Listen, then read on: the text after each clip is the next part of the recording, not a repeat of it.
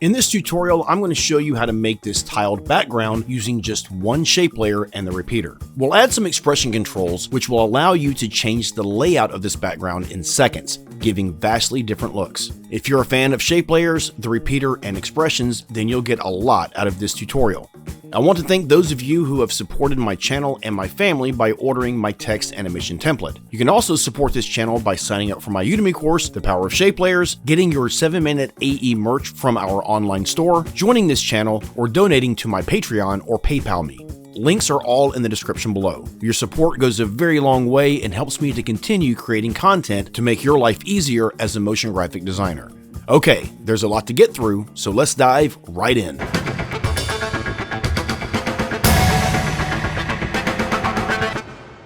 Right-click in the area that's to the left of our timeline and choose New Shape Layer. Now, if you're using a MacBook or a laptop and you can't right-click, you can also go up to Layer, New Shape Layer, and add one in that way. So open this up, and I'm going to add in a group, and I'm going to call this group A. And inside of that group, I'm going to add in another group, and I'm going to call this RECT for rectangle. The reason why I'm going to do that is because if we add in a rectangle and open up the rectangle path, we can see there are no options for rotation. And I do want to rotate this rectangle, or at least have the option of doing that. If this were not inside of a group, we would not have that option. Since we put that inside of a group, if you open up the group's transform properties, you can see we do have that option. And in order to see this better, let's go ahead and add in a fill and a stroke. So see, now we have this option down here for rotation. I can make that 45 degrees, and now we have a diamond. Just going to go ahead and change the color of this real quick. And we need this diamond now to be in the top left. P for position, and just zero out your position values so we're in the top left corner right there. Okay, now let's open this back up, and we want to add in a repeater. Now it matters where you add in repeaters and other animation tools. So with content selected, select add, and we're going to add in a repeater. We have 3 copies that go over to the right. I'm just going to zoom in on this so that way you can see this better. If we were to put the repeater inside of a rectangle group, you'll see we get a different configuration. That's not what we want, so make sure the repeater is outside of this rectangle group here.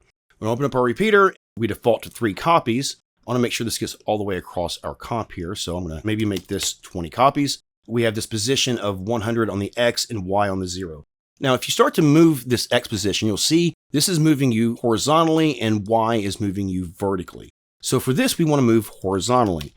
If you look at our rectangle path size settings, we are at 100 pixels by 100 pixels, which is a default.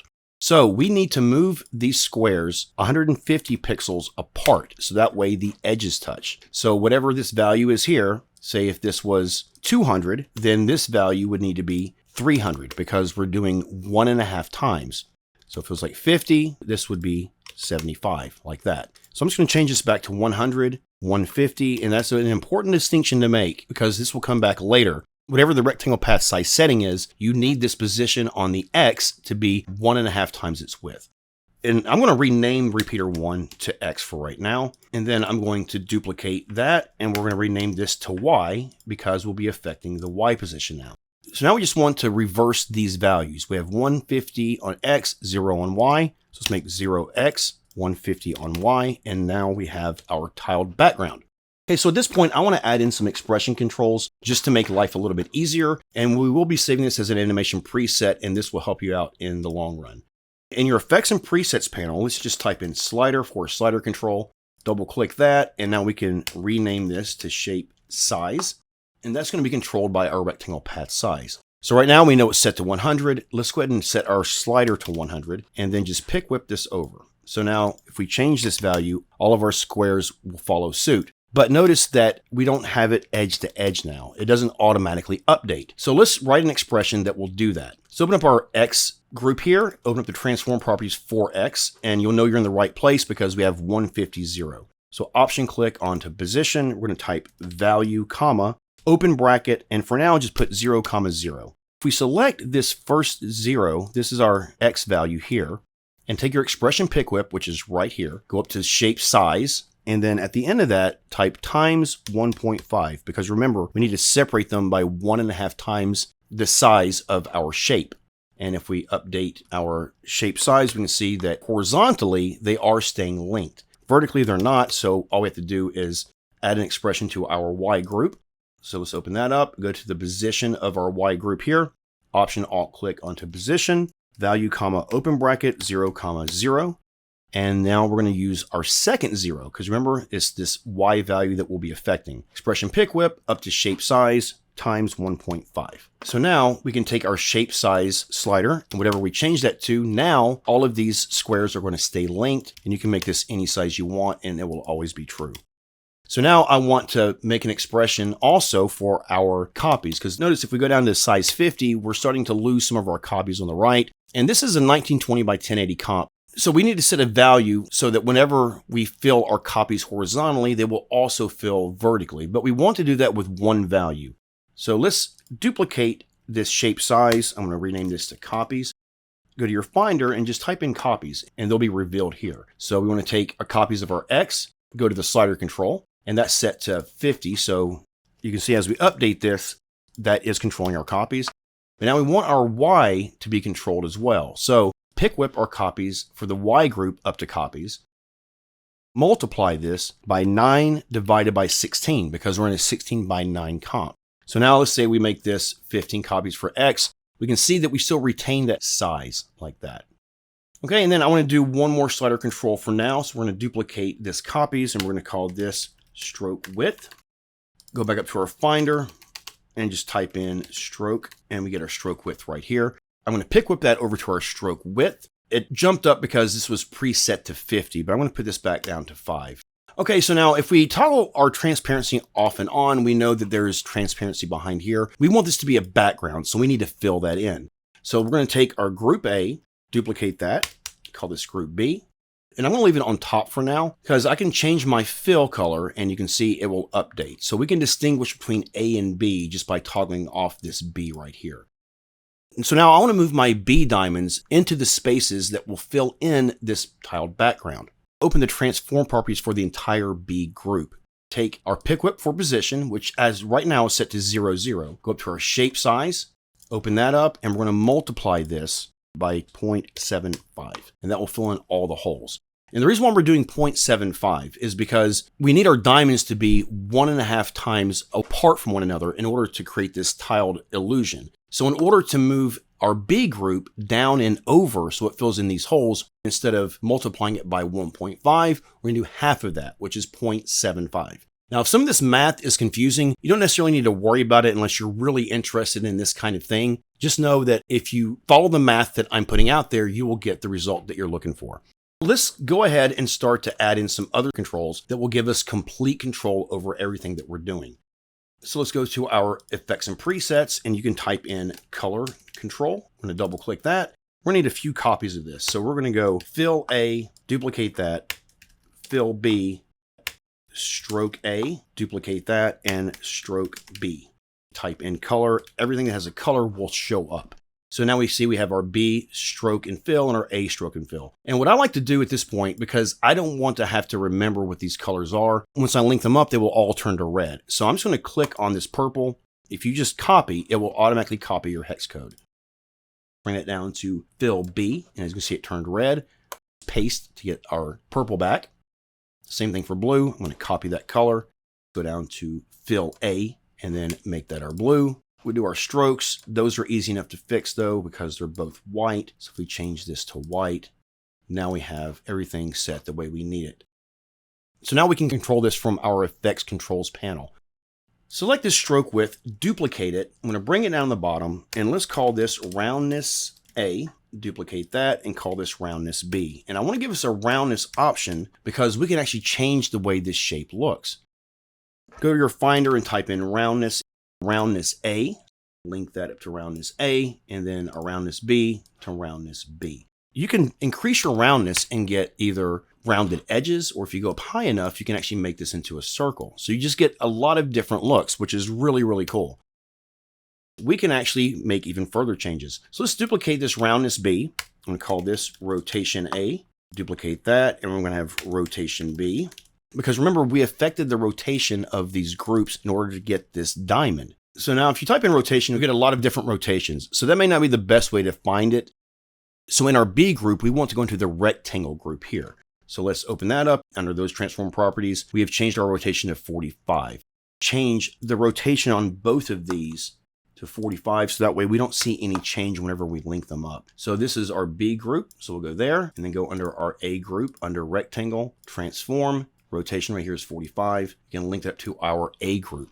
I can change this value to 0, and you can see we get a completely different look. If I increase my roundness to 0, now we have diamonds and ellipses. I can also change this other one to 0, and now we have just a totally different kind of pattern. You can make this any value you want, maybe 25, get a totally different kind of look. So you can do all kinds of cool things with this. You can change the amount of roundness. I'm going to go ahead and set this back to what we had it before. Okay, so now we need to animate this. So let's open up our B group, rectangle path, scale. Under the rectangle path size settings, we have an expression there, so we can't animate that. But see if we animate this scale, or if we animate this scale, we get the look we want. Make sure you're at the beginning of your animation and put a keyframe for scale. Make that 0. Shift page down 1, 2 times. Make that 100. F9 to make that easy ease. Go into your graph editor and just pull that handle all the way to the left. So we have this kind of animation. Now, if you just select scale, copy, we can go down to our A group under our rectangle group. Just select scale and paste. Now, if we hit U, we can pull up our keyframes and just offset these a little bit. One of the issues, though, is say, what if I make one of these a circle? We can see that we have some see-through behind this. Like if you toggle this off and on, we have some transparency. So what I like to do is just add in one final touch here. Select contents, go to add group. We're going to move this down to the very bottom. We're going to call this background color. If we open that up, add in a rectangle and a fill. Now I'm going to turn everything else off so that way you can see what I'm doing here. If you notice, it's up here in our top left corner because we moved our entire position up there. So we just need to offset some of these values. First, let's make our rectangle path size the size of our comp, which is 1920 by 1080. It's still centered up here in the top left.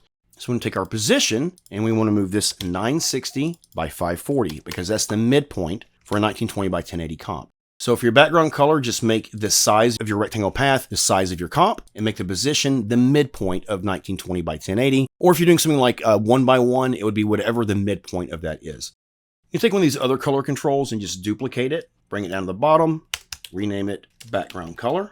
Now you can open up your fill for the background color and just connect it like that. And now we're going to need to animate this on. So easy way to do that is just open up your transform properties of the background color. Actually, maybe make this background, not BF, and put a keyframe for opacity, set it to 0, then just a simple fade in over 20 frames. And I'm just going to select both of those, make both of those easy ease, turn on all these again. And now if you'll watch this play back, we kind of have it where it fades in. You can change this color if you want something that looks kind of cool in the background, so it's not just white. Well, let's take this rotation B and we'll duplicate that. And I'm going to call this background opacity. And we can open up our fill settings right here under the opacity settings, because remember, we're fading this in, so we can't use this opacity. So we want to pick whip this over to our opacity. So if we increase that all the way and then shut off these other layers, we can see that that comes in full opacity. But you can also set this down to 0 and it won't come in at all. And that may come in handy if all of these are diamonds, like if they fit perfectly together and you don't want there to be any space in between there. You may want to turn that background off, because now if you turn that on, you can see that it's going to kind of seep through there. Okay, now let's just save this as an animation preset. So we want to open this layer up and select Contents, Effects, and Transform. Now the way I've shown you historically how to do this is to go up to your animation, save animation preset. There's another way you can do that though. If you go to your effects and presets with all of these selected, you'll see a little icon at the bottom right that says create new animation preset. So just a cool little shortcut if you didn't know about it. So we can select that, and you want to go to Documents, Adobe, the version you're using, User Presets. And now you can put it anywhere in here. I have folders, so I'm going to drop this into my 7-minute AE folder. So I'll say tiled background, and I'm just going to hit save. If I get rid of that shape layer, and I'm going to clear out my effects and presets, I can start to type tiled_background, which is what we named it, and we see it's right here. We have keyframes on this animation. So After Effects will drop the keyframes wherever your playhead is. Say I have my playhead at the 1 second mark and I double click this, hit U. See our keyframes are here at the 1 second mark. So what I always like to do is go back to the beginning of the layer and then double click U. We see our keyframes are right here. I can change the roundness of all of these layers. I can change the colors of these. If I want to have a background in there or not, I can make that choice. I can do all kinds of really cool things with this.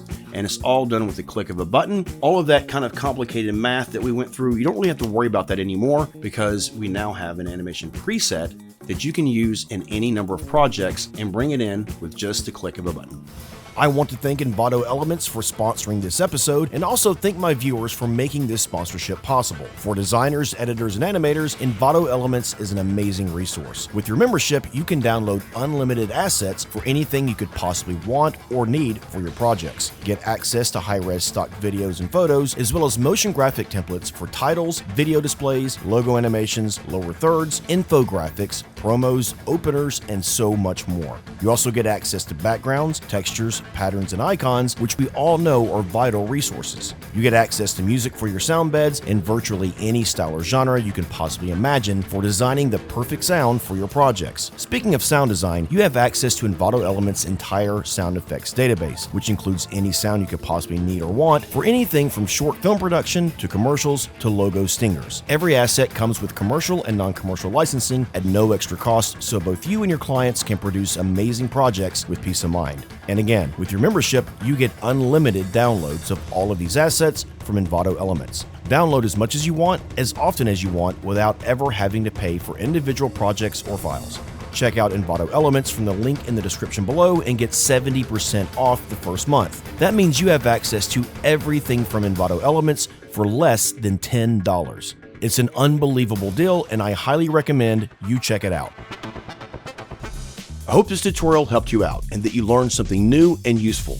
Make sure to come back next time for another tutorial that will expand your knowledge of After Effects while also teaching you some really cool tips, tricks, and shortcuts. Please comment, like, share, and subscribe, and click the bell so you're notified every time I upload a new video. Support our channel by getting your 7-minute AE merch today at our online store. And sign up for my Udemy course, The Power of Shape Layers. It's guaranteed to make you a Shape Layer Rockstar. The link to that course, to our 7-minute AE store, and the project files for this episode are all in the description below. As always, thank you so much for watching, and I'll see you next time.